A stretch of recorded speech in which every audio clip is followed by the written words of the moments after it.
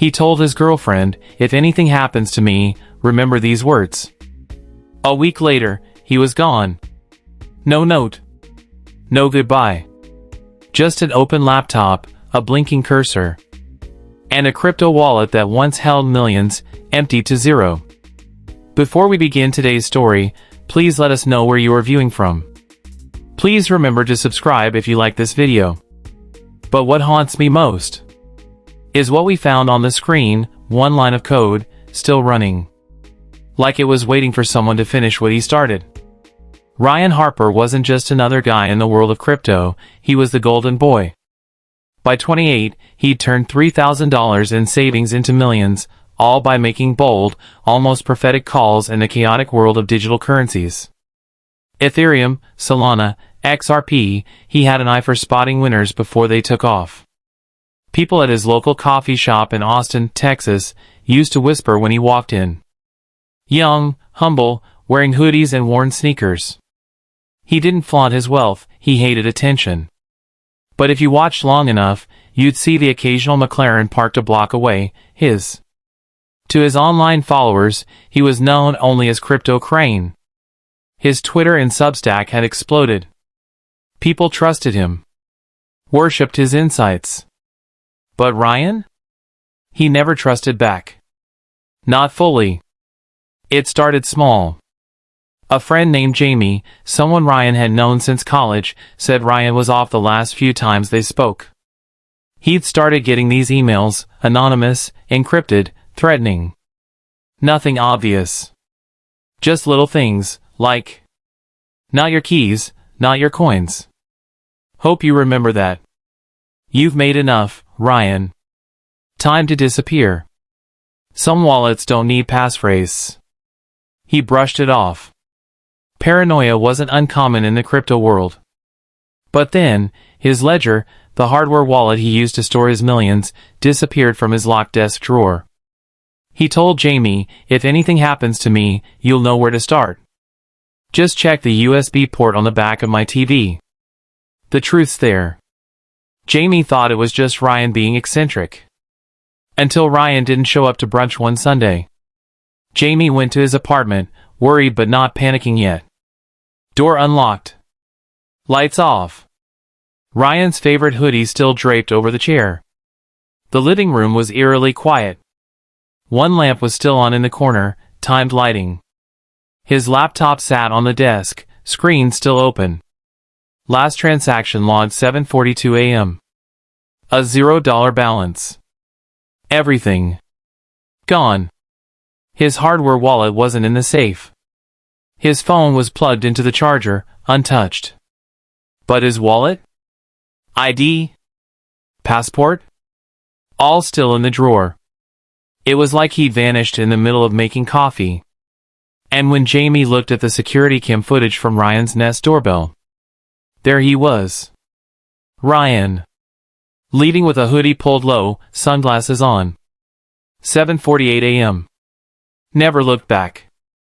And no one saw him again. Austin PD got involved. But it didn't feel urgent to them. No signs of forced entry. No struggle. Maybe he left on his own, one officer shrugged. But to Jamie, and Ryan's online followers, something felt off. Why leave everything? Why abandon a fortune? A Reddit thread popped up. r/where is Crypto Crane? Thousands joined, offering theories. He was hacked. It was an inside job. He's running from the IRS. He faked his disappearance to protect himself from a cartel. Some said he never existed at all. Just a digital ghost who vanished when the money ran dry. But Jamie kept digging. And what he found next sent chills down his spine. Remember the USB port on the back of Ryan's TV? Jamie found it. Plugged in a basic USB stick labeled, Dead Ledger. It wasn't a crypto wallet. It was a folder, containing videos, screen recordings, chat logs, and something that looked like a voice note from Ryan. If you're watching this, something went wrong.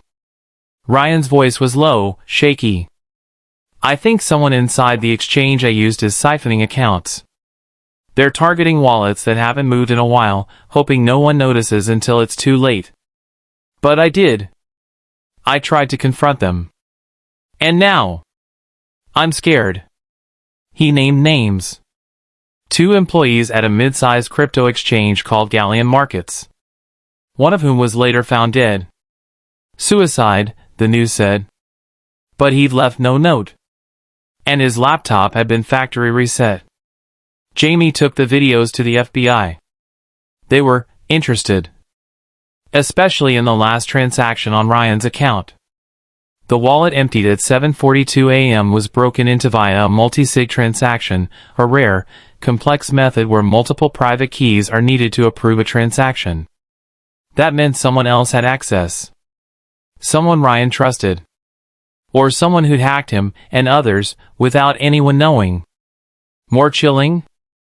The coins were funneled through dozens of smaller wallets, before disappearing into what crypto experts call a mixing pool, a place where funds are deliberately obfuscated to become untraceable. But there was one thing no one expected. 3 months later, a crypto wallet ID long associated with Ryan suddenly lit up. Not with a withdrawal, but with a single incoming transaction. $1 worth of Bitcoin. Sent from a newly created wallet. The only message attached? 404 not found. But try Prague. That's all it took. Jamie flew to Prague, chasing nothing more than a hunch and a cryptic breadcrumb. What he found was a rundown internet cafe. Booth 7 had a scratched-in marking on the side of the desk, Crane Nest. He checked the public terminal there. And logged into a hidden forum called Featherfall. There was one new post, under Ryan's known alias. It simply read, "Sometimes, survival means silence. Thank you for keeping the light on. R." To this day, Ryan's body has never been found. No passport used. No confirmed sightings. But his story has sparked podcasts, Netflix doc inquiries, and a dedicated subreddit still updating every week. Some think he's alive, hiding under a new identity, waiting for the right moment to resurface. Others believe he was silenced. That his final message was scheduled, a decoy. Jamie? He believes Ryan uncovered something dangerous, something tied not just to crypto theft, but government surveillance or corporate espionage. Something too big to name. The coins? Gone. The trail?